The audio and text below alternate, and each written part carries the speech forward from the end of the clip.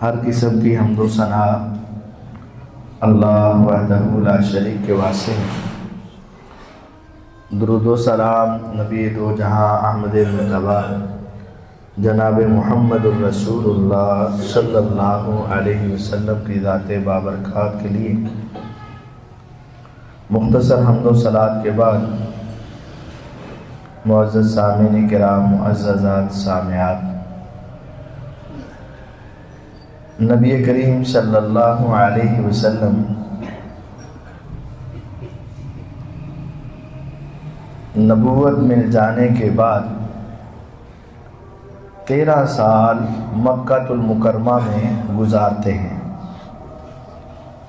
اور اس دوران آپ پر نماز پڑھنا فرض ہو چکا تھا۔ مسلمانوں پر نماز کی ادائیگی فرض تھی، لیکن اس کی کچھ کیفیات مختلف تھیں۔ الگ الگ چپکے چپکے جہاں جہاں جگہ ملے اور جیسے ممکن ہو پڑھنے کا حکم تھا، اور نماز کی رکعت صرف 2 تھی، 2 رکعت۔ لیکن جب آپ مدینہ منورہ میں آئے تو آپ پر جماعت کے ساتھ نماز پڑھنے کا حکم دیا گیا، نماز با جماعت کا حکم دیا گیا۔ اب جماعت کے لیے اکٹھا ہونا تھا، سب لوگوں کا آنا تھا تو جماعت ہونی تھی۔ اب یہ سوال پیدا ہوا کہ اکٹھے کیسے ہوں گے؟ کوئی آدمی سویا ہے، کوئی کام کر رہا ہے، کوئی گھر میں ہے، کوئی باہر ہے، کوئی اپنی دکان پہ ہے، کوئی کھیتوں میں ہے، اکٹھے کیسے ہوں گے؟ نبی کریم صلی اللہ علیہ وسلم صحابہ کے ساتھ مشورہ کرتے ہیں۔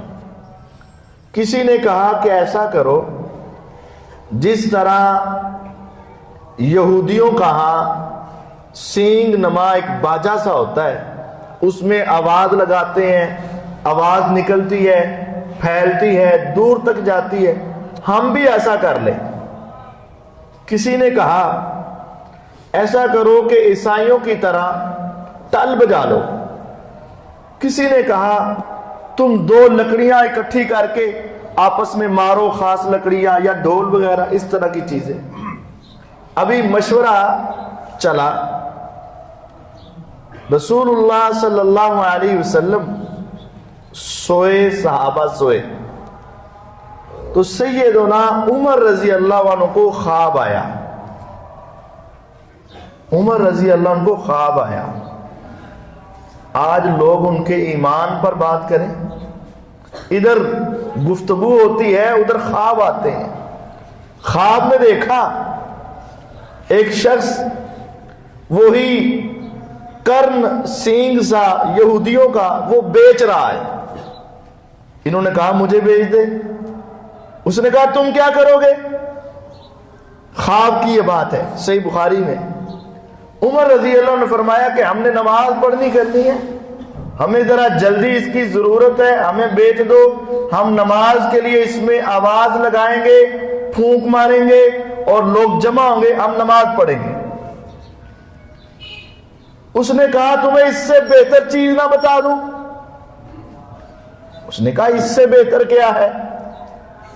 اس نے خواب کے اندر پوری اذان سکھا دی، اللہ اکبر اللہ اکبر اللہ اکبر اللہ اکبر اشہد ان لا الہ الا اللہ، وہ ساری اذان سکھا دی۔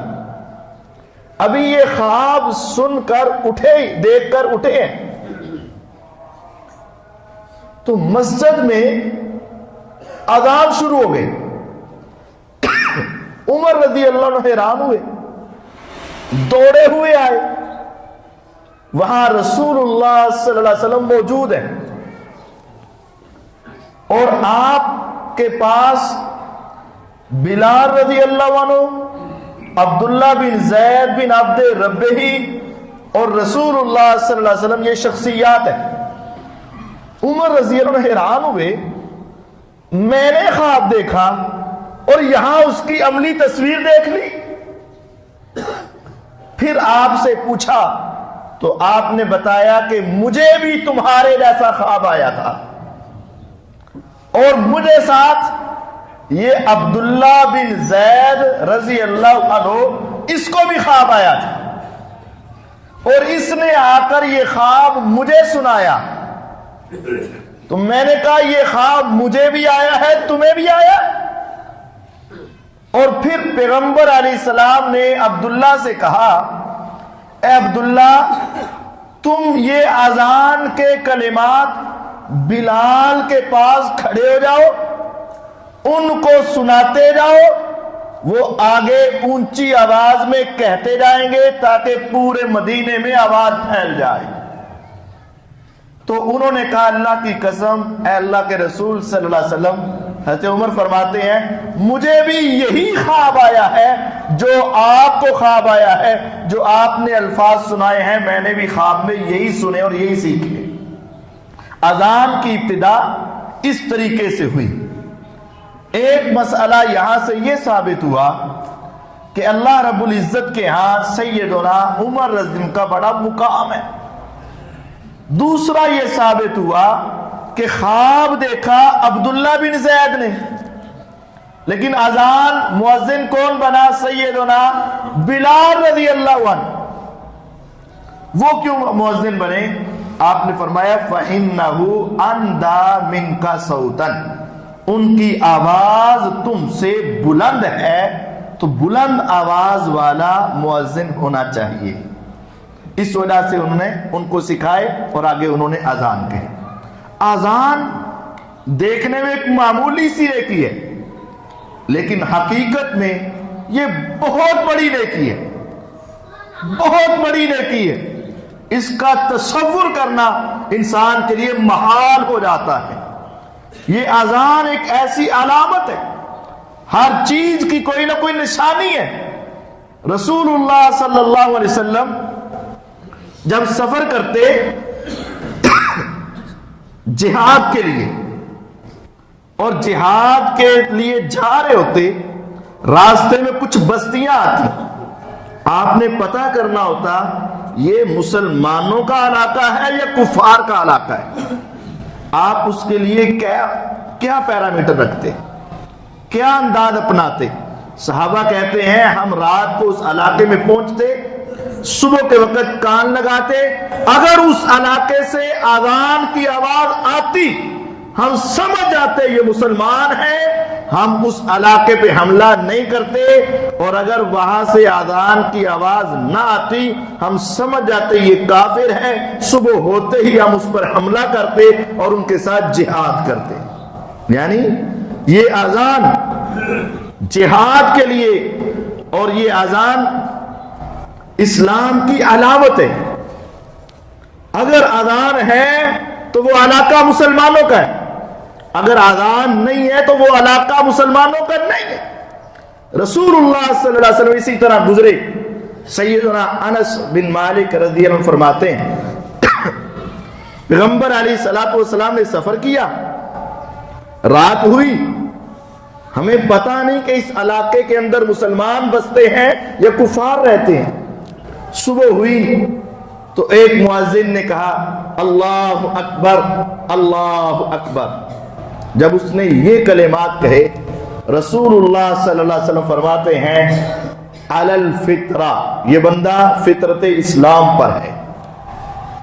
اور جب اس نے آگے سے یہ کلمات کہہ دیے اشہد ان لا الہ الا اللہ، اشہد ان لا الہ الا اللہ، اس نے یہ کلمات کہے تو نبوت کی زبان گواہی دیتی ہے خرجت من النار، میں گارنٹی دیتا ہوں تو جہنم سے آزاد ہو چکا. یہ آزاد انسان کے جہنم سے آزادی کی گارنٹی ہے. جو انسان سچے دل سے اذان کہتا ہے اس انسان کے لیے جنت کی ضمانت ہے اور جہنم سے نکلنے کی گارنٹی ہے. صحابہ کہتے ہم نے وہ اذان کی آواز سنی اور اس آدمی کا رخ کیا کہ یہ کہاں ہے جو اذان کہہ رہا ہے، تو دیکھا فَإِذَا هُوَ رَاعِي مِعْزًا وہ بکریوں کا چرواہا تھا، اور پھر ہم اس کے پاس گئے اور ہم نے بتایا کہ ہم بھی مسلمان ہیں، اور تو نے اذان کہی اور رسول اللہ صلی اللہ علیہ وسلم نے تمہیں جنت کی ضمانت دے دی۔ اذان یہ جنت کی کنجی ہے، جنت کی ضمانت ہے۔ اور اذان کو ناپسند کرنا، اس سے آوازار ہونا، اکتاہٹ محسوس کرنا، رسول اللہ صلی اللہ علیہ وسلم نے فرمایا کہ جب مؤذن اذان کہتا ہے، اذا نودی للصلاۃ، جب اذان کہی جاتی ہے، کچھ شیطان اس کی آواز سن کے دوڑ جاتا ہے، اتنا دوڑتا ہے حتی لا یسمع التعزیز، اتنی دور چلا جاتا ہے کہ اس کو اذان کی آواز نہ آئے۔ ہمارے ہاں اللہ کا شکر ہے ہر طرف اذانیں ہو رہی ہوتی، آپ نے فرمایا وہاں تک چلا جاتا ہے کہ اذان کی آواز نہ آئے، جنگلوں میں، پہاڑوں پہ، سمندروں میں چلا جاتا ہے، لیکن جب اذان ختم ہوتی ہے وہ شیطان پھر آ جاتا ہے۔ کس لیے؟ کہ لوگ اذان پر عمل نہ کریں، اذان پہ عمل نہ کریں، حی علی الصلاۃ حی علی الفلاح پر عمل سے روکنے کے لیے شیطان آ جاتا ہے۔ لیکن جیسے ہی اقامت ہوتی ہے شیطان پھر بھاگ جاتا ہے اقامت کے وقت، حتی لا یسمع التعزیز حتی لا یسمع الصوت، حتیٰ کہ وہ اس کی اذان اقامت کی آواز نہیں سنتا، اتنی دور تک چلا جاتا ہے۔ اور جب اقامت ختم ہوتی ہے وہ پھر آ جاتا ہے، حتی یخطر بین المرء وقلبہ، انسان اور اس کے دل کے درمیان آ کر پھر وسوسے ڈالتا ہے، اسے کہتے ہیں اذکر قضا، فلاں باتیں یاد کر۔ اب یہ حدیث واضح ہے، ہمارا ایمان ہے اس پر کہ اذان ہوتی ہے تو شیطان کو تکلیف ہوتی ہے، ہمارا ایمان ہے اذان ہوتی ہے تو شیطان بھاگتا ہے، اذان ہوتی ہے تو شیطان اتنی تیز بھاگتا ہے، حدیث کے الفاظ ہیں کہ اس کی ہوا خارج ہو جاتی ہے۔ اذان ایک ایسی چیز ہے، اس میں اللہ کی توحید، پیغمبر علیہ السلام کی رسالت اور اپنی کامیابی کی گواہیاں جو ہیں، اس کے ساتھ اللہ تعالیٰ کی رحمتوں کا نزول ہوتا ہے۔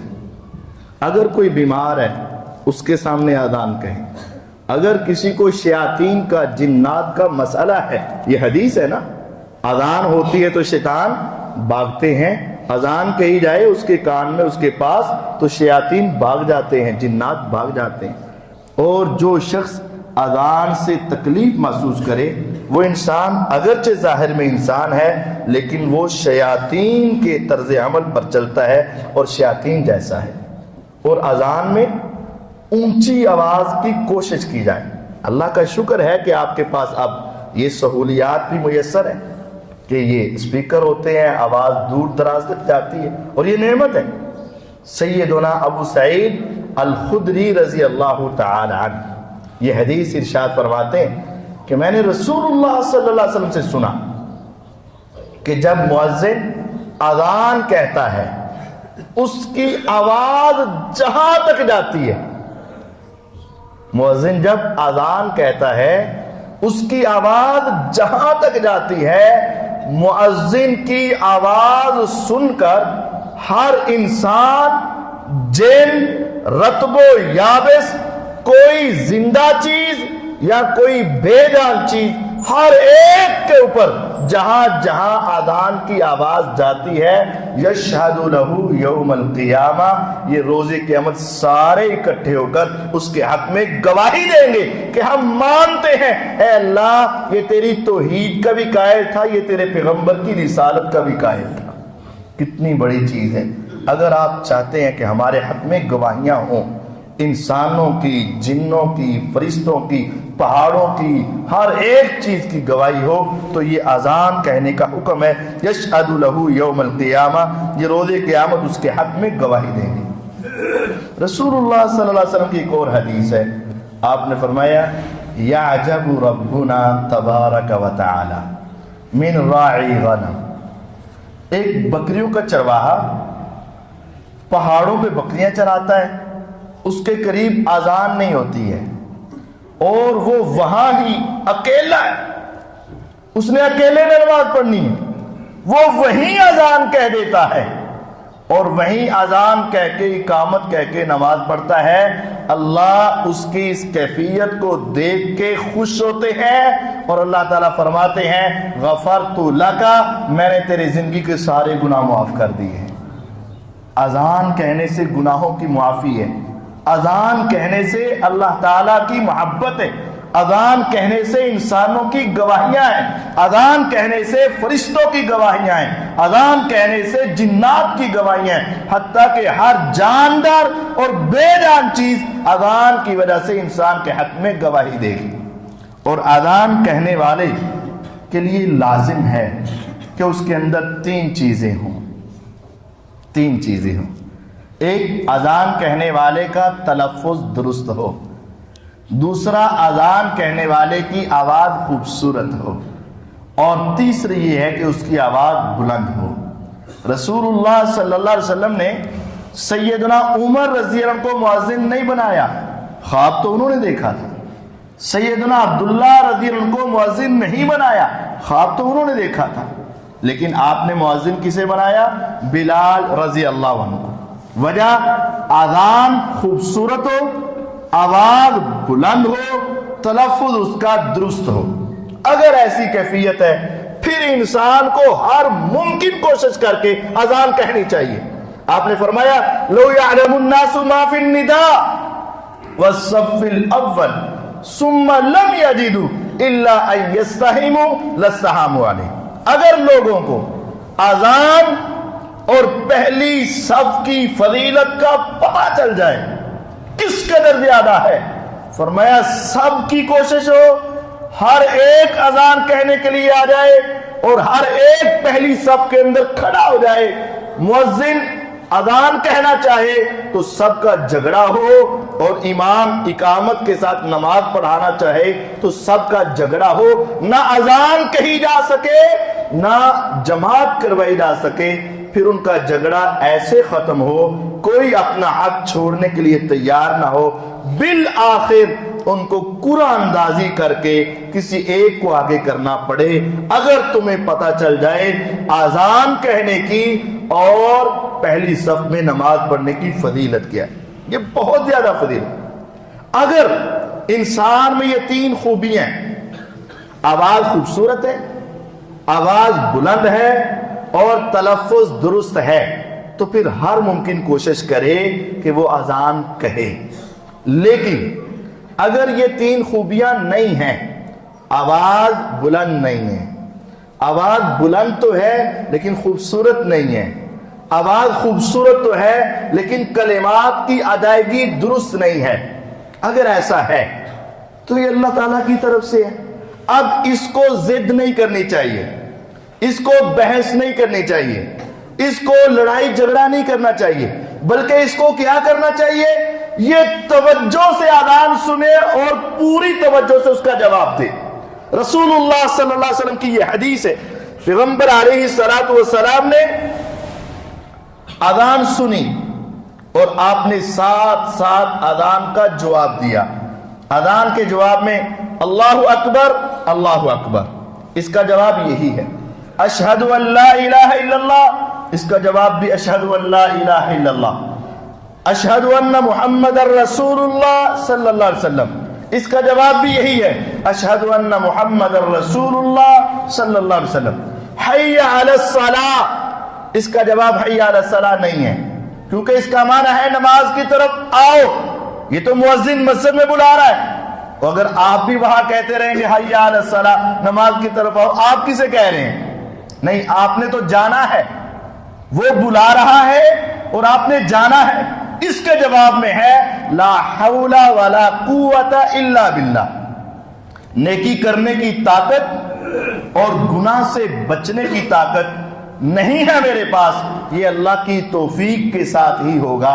یعنی تم بلا رہے ہو اذان کے لیے، نماز کے لیے، میں اپنی مرضی سے نہیں آ سکتا جب تک اللہ مجھے توفیق عطا نہ کرے۔ لا حول ولا قوت الا باللہ۔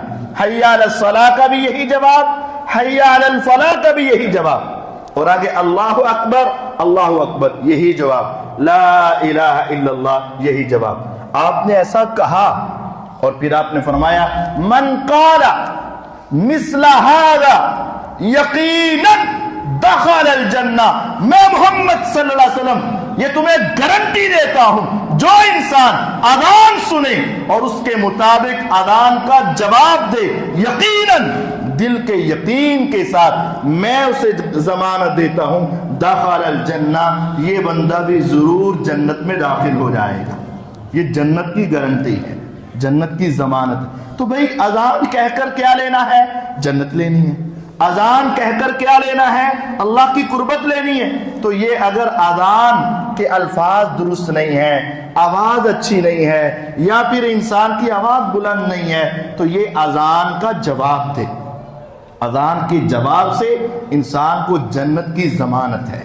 ہمیں اذان کہنے کا شوق ہونا چاہیے، لیکن اگر ان میں خامیاں ہیں تو پھر اذان کے جواب کا شوق ہونا چاہیے، اس کے اندر کمی کوتاہی نہیں ہونی چاہیے۔ اور ہر مسلمان کو یہ کوشش کرنی چاہیے۔ ہمارے ہاں یہ ہوتا ہے، اذان ہوتی ہے تو کچھ لوگ ویسے پریشان ہوتے ہیں اور کچھ لوگ خاموش ہو جاتے ہیں، باتیں رک دیتے ہیں لیکن جواب نہیں دیتے ہیں۔ تو یہ دونوں باتیں درست نہیں ہیں۔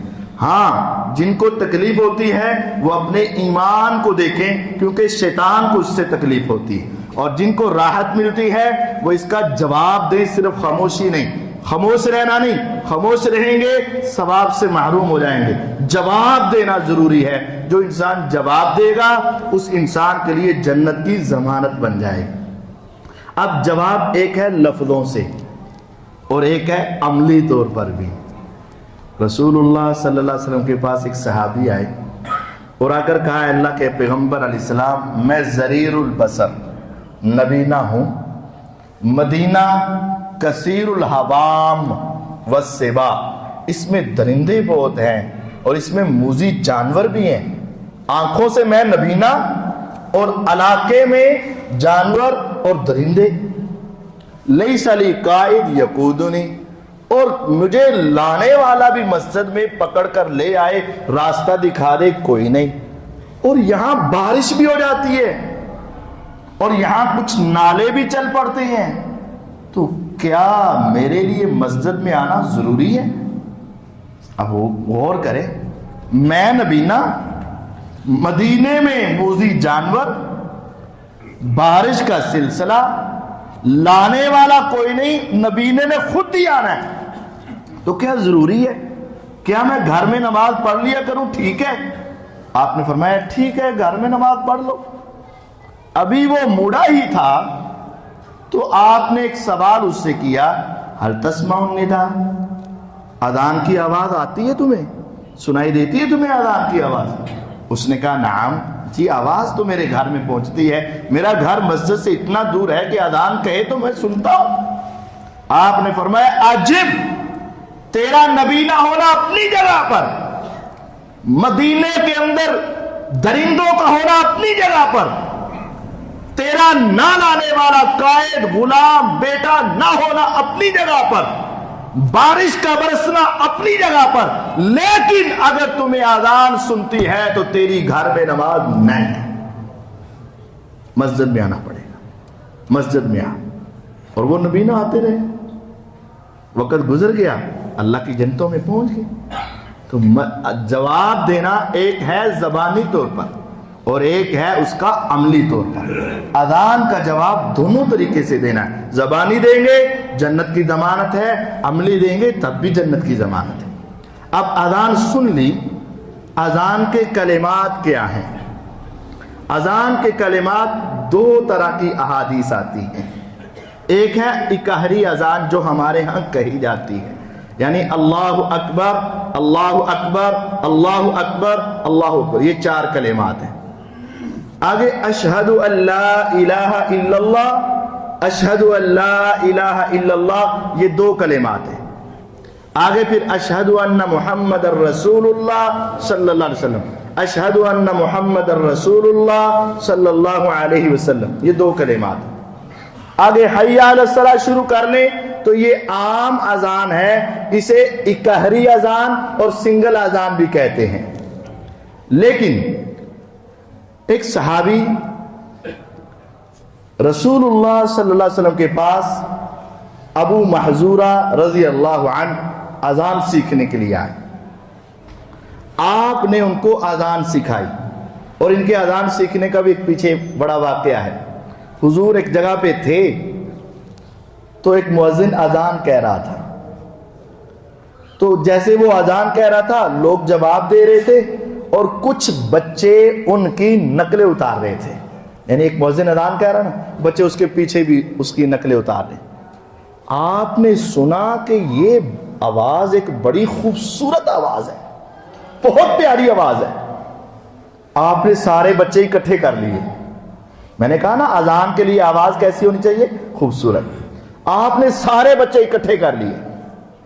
آپ نے کہا سارے ہی مجھے اذان سناؤ. سارے سناتے گئے. جب ابو محذورہ رضی اللہ عنہ کی آواز آئی آپ بہت خوش ہوئے. آپ نے کہا اب تیری آواز بڑی خوبصورت ہے, میں تمہیں اذان سکھاتا ہوں, آج کے بعد مدینے کا تمہیں مؤذن مقرر کرتا ہوں. اذان کی آواز کی خوبصورتی کی وجہ سے. پھر آپ نے ان کو اذان سکھائی. ان کو جو اذان سکھائی نا وہ پہلی اذان سے ذرا مختلف ہے. وہ طریقہ یہ ہے 4 مرتبہ اللہ اکبر جو عام اذان میں ہے, 2 مرتبہ اشہد ان لا الہ الا اللہ جو عام اذان میں ہے, 2 مرتبہ اشہد ان محمد الرسول اللہ صلی اللہ علیہ وسلم جو عام اذان میں ہے. لیکن عام اذان آگے حی علی الصلاۃ شروع ہوتا ہے.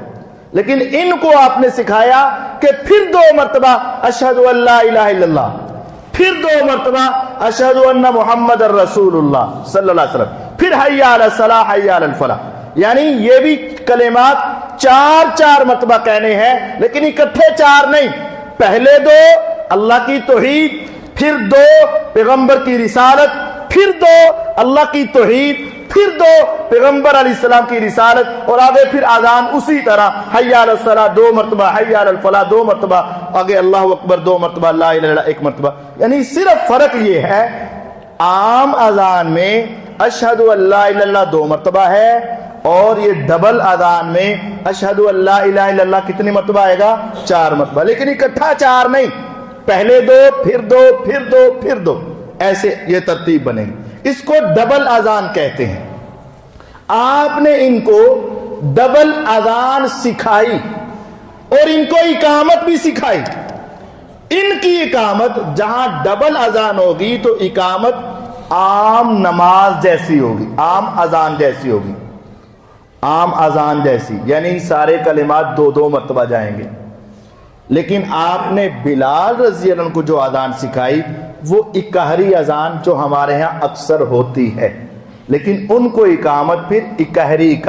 اقامت عام اذان تو اقامت کیا ہے, اللہ اکبر 2 مرتبہ جو اذان میں 4 مرتبہ, یہاں 2 مرتبہ. اشہد ان لا الہ الا اللہ عام اذان میں 2 مرتبہ, یہاں 1 مرتبہ. اشہد ان محمد الرسول اللہ صلی اللہ علیہ وسلم 2 مرتبہ اور اقامت میں 1 مرتبہ. حی علی الصلاۃ وہاں 2 مرتبہ, اقامت میں 1 مرتبہ. یعنی اقامت جو ہے وہ اذان سے سنگل ہے, جتنی اذان کہی اس سے کم درجے کی آپ نے اقامت کہی. جب آپ اذان ڈبل کہیں گے وہاں 4 مرتبہ اشہد ان لا الہ الا اللہ ہوا تو اب یہ اقامت میں کتنا ہو جائے گا, 2 مرتبہ ہو جائے گا. اب یہ 2 حدیثیں ہیں, ذرا ٹھنڈے دل سے سمجھیے گا. ایک حدیث میں ابو محذورہ رضی اللہ عنہ کو حضور نے ڈبل اذان اور ڈبل اقامت سکھائی, اور بلال رضی اللہ عنہ کو اکہری اذان اور اکہری اقامت سکھائی. اب ایمان کا تقاضا تو یہ ہے اگر آپ بلال رضی اللہ عنہ کی اذان پر عمل کرتے ہیں تو اقامت بھی ان کی ہو, اور اگر آپ ابو محذورہ رضی اللہ عنہ والی اقامت پر عمل کرتے ہیں تو اذان بھی ان جیسی ہو. جیسی اذان ویسی اقامت, یہ پورا سیٹ ہے. جیسی اذان ویسی اقامت, یہ دوسرا سیٹ ہے. ہمارے دوست اذان لیتے ہیں بلال رضی اللہ عنہ کی لیکن اقامت نہیں مانتے, اور اقامت لیتے ابو محذورہ رضی اللہ عنہ کی اور ان کی اذان نہیں مانتے. اللہ کے بندو, اگر اسی حدیث میں اقامت کا ذکر ہے تو اسی حدیث میں اذان کا بھی ذکر ہے. اگر ان سے کہا جائے اقامت اکہری کہو, کہتے ہیں نہیں حدیث میں آیا ہے ڈبل اقامت ہے, تو جس حدیث میں ڈبل اقامت ہے اس حدیث میں نماز بھی اذان بھی ڈبل ہے. تم اذان ڈبل کہہ رہے ہو. کہتے نہیں, دوسری حدیث میں آیا اذان اکہری ہے, ایک جگہ سے اذان لے لی, دوسری جگہ سے اقامت لے لی, اور ادھر سے اذان چھوڑ دی اور ادھر سے اقامت چھوڑ دی. یہ اہل اسلام کا طریقہ نہیں ہے, اہل ایمان کا طریقہ نہیں ہے. مسلمان کی یہ ذمہ داری ہے ساری حدیثوں کو مانے, اذان بھی اقامت بھی رسول اللہ صلی اللہ علیہ وسلم نے جو سکھائی ہے اسی کو مانے. اب فجر کی اذان میں ایک جملہ ہے الصلاۃ خیر من النوم, نماز بہتر ہے نیند سے. یہ حی علی الصلاۃ کے بعد کہنا ہے, حی علی الفلاح کے بعد کہنا ہے. یہ رسول اللہ صلی اللہ علیہ وسلم نے سکھایا ہوا ہے, یہ آپ کی زندگی میں ایسے کہا جاتا تھا. سنن ابی داؤد میں حدیث ہے, پیغمبر علیہ السلام نے صحابہ سے کہا کہ اذان کے وقت تم نے یہ کلمہ کہنا ہے الصلاۃ خیر من النوم. اب ہوا کیا, مؤذن اس وقت سے کہتے رہے, اس وقت کہتے رہے.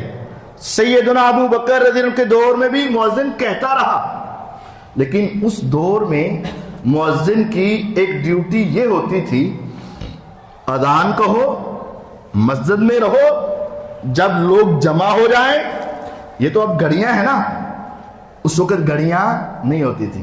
حدیث میں آتا ہے اذا رآہم اجتمعوا اجلا واذا رآہم ابطأوا اخرا. جب لوگ جلدی جمع ہو جاتے تو حضور جلدی نماز پڑھا دیتے, اور اگر لوگوں کو آنے میں تاخیر ہوتی تو حضور جماعت بھی تھوڑی سی لیٹ کر لیتے تاکہ لوگ آ جائیں. اب تو یہ گھڑیاں ہیں, اس کے مطابق چلنا ہے. لیکن اس وقت کیا تھا, مؤذن کی یہ ذمہ داری ہوتی تھی, وہ دیکھتا لوگ آگے تو وہ جا کر امام کو بتاتا کہ آ جائیں, لوگ جمع ہیں. امام حکمران ہوتا, خلیفہ ہوتا, نبی ہوتے صلی اللہ علیہ وسلم, تو وہ اپنے کام بھی کرتے, اپنی عبادت میں مصروف رہتے. جب لوگ آ جاتے وہ جا کر بتاتا اور آ کر نماز پڑھ لیتے. اب ایک روز ایسا ہوا, سیدنا عمر رضی اللہ عنہ کا دور خلافت ہے اور ایک مؤذن نے اذان کہی ہے, لوگ جمع ہوئے ہیں. اب وہ بتانے کے لیے گیا ہے تو دیکھا کہ عمر رضی اللہ عنہ کی آنکھ لگ گئی. تہجد پڑھی اور سنتے پڑھی, لیکن انتظار میں تھے تو کیا لگی, آنکھ لگ گئی, سو گئے. ہمیں بھی بس اوقات نیند آ جاتی ہے, رات جب تہجد لمبا قیام کیا ہو تو نیند آ جاتی. تو اس مؤذن نے, وہ عربی بولتے تھے, انہوں نے عربی بولنی تھی, تو اس مؤذن نے وہاں جا کر یہ جملہ بول دیا الصلاۃ خیر من النوم یا امیر المومنین, اے امیر المومنین نماز بہتر ہے نیند سے. عمر رضی اللہ عنہ نے کہا اجعلها فی الاذان, یہ اذان کا کلمہ ہے, اس کو وہی رکھو, یہاں بولنے کی ضرورت نہیں. مجھے اٹھانا ہے تو اذان کا کلمہ بولنے کی ضرورت نہیں, اس کو وہیں رکھنا ہے. اذان کے کلمات کو اذان میں رکھو, مجھے اٹھانا ہے تو دوسری طرح اٹھاؤ. اب دوستوں نے یہ شور مچانا شروع کیا کہ لو جی, یہ اگر ہم اپنی اذان کے شروع میں درود پڑھتے ہیں, اور دوسروں نے کہا اگر ہم اپنی اذان میں کچھ کلمات کا اضافہ کرتے ہیں تو تسی بھی تو کر دے ہو نا. بھئی ہم کون سا کرتے, تم نہیں کہتے الصلاۃ خیر من النوم, ہاں کہتے ہیں. تو یہ تو حضرت عمر نے ایجاد کروایا تھا. اللہ کے بندو, سیدنا عمر رضی اللہ عنہ نے ایجاد نہیں کروایا, انہوں نے اضافہ نہیں کروایا. یہ کہتے ہیں اس حدیث کا مطلب یہ ہے, عمر رضی اللہ عنہ نے کیا, واہ واہ واہ, اتنے سونے کلمات, آج کے بعد کل سے تو نے اذان میں یہ شروع کر دینے. یہ مطلب نہیں ہے کہ شروع کر دینے ہیں, مطلب یہ تھا اجعلها فی الاذان, اس کو اذان میں رہنے دو, اس کو یہاں بولنے کی ضرورت نہیں. تو الصلاۃ خیر من النوم یہ فجر کی اذان میں ہے, اور رسول اللہ صلی اللہ علیہ وسلم نے سکھائے ہیں. ابو بکر رضی اللہ عنہ کے دور میں پڑھے جاتے تھے, عمر رضی اللہ عنہ کے دور میں پڑھے جاتے تھے, آج بھی پڑھے جاتے ہیں. یہ بعد کی ایجاد نہیں ہے. اس حدیث کا مفہوم یہ ہے کہ انہوں نے کہا اس کو وہیں رکھو جہاں تھے, اس کو اور جگہ پر بولنے کی ضرورت نہیں ہے. تو یہ اذان کے کلمات, اقامت کے کلمات اور یہ اذان کے مسائل رسول اللہ صلی اللہ علیہ وسلم نے ہمیں سمجھائے.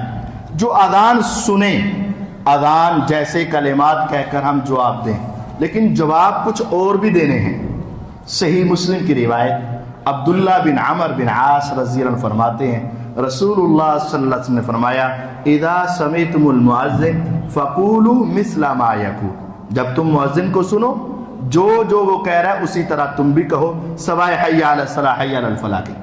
ثم صلوا علیہ، پھر اس کے بعد میرے اوپر درود پڑھو، پھر اس کے بعد میرے اوپر درود پڑھو۔ یہ حدیث ہے صحیح مسلم کی۔ پہلے صرف وہ جو مؤذن کہے تم کہو۔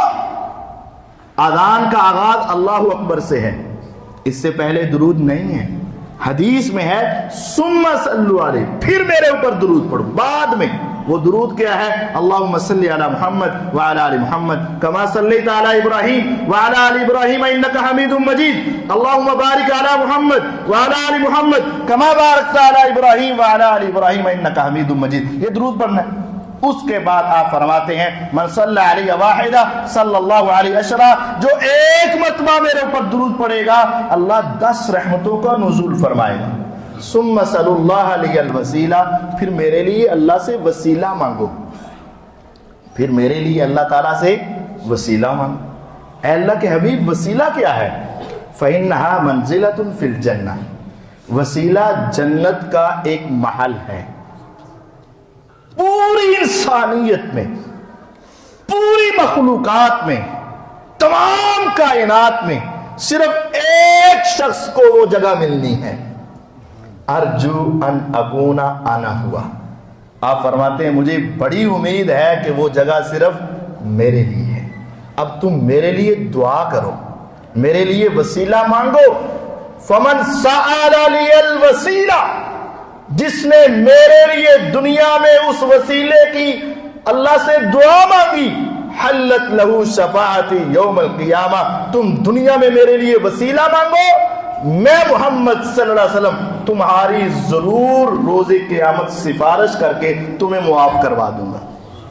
وہ اگر ہم چاہتے ہیں روز قیامت ہماری سفارش ہو جائے تو ہمیں اذان سن کے اس کا جواب دینا ہوگا، اس کے بعد درود پڑھنا ہوگا، اس کے بعد وسیلہ مانگنا۔ وہ وسیلہ کیسے ہے؟ اللہم رب هذه الدعوة التامة والصلاة القائمة آت محمدا الوسیلہ، اے اللہ تو دے دے محمد صلی اللہ علیہ وسلم کو وسیلہ، وہ جگہ، والفضیلہ، اور مزید فضیلت عطا فرما، وَابْعَثْهُ مَقَامًا مَحْمُودًا الَّذِي وَعَدْتَ، اور ان کو مقام محمود پر پہنچا دے جس کا تو نے ان سے وعدہ کیا ہے۔ مقام محمود اللہ کے عرش کے نیچے جب حضور جا کر سر سجدے میں رکھ کے اللہ کی تعریف کریں گے، وہ مقام محمود ہے۔ پھر آپ کو اٹھایا جائے گا اور آپ سفارش کریں گے، وہ مقام شفاعت ہے، اور پھر جنت میں پہنچایا جائے گا، وہ مقام وسیلہ ہے۔ اذان سنیں، اذان پڑھیں، توجہ سے سنیں،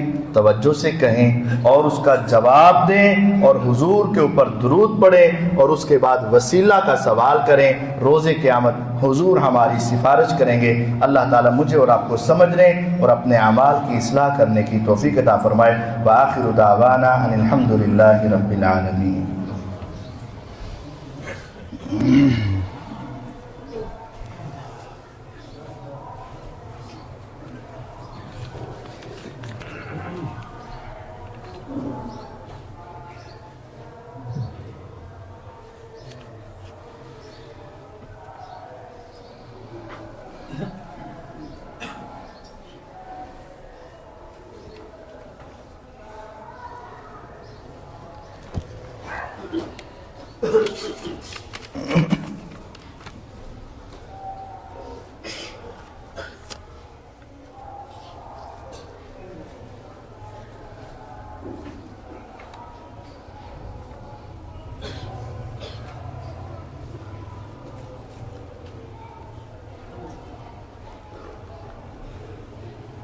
کچھ سوالات ہیں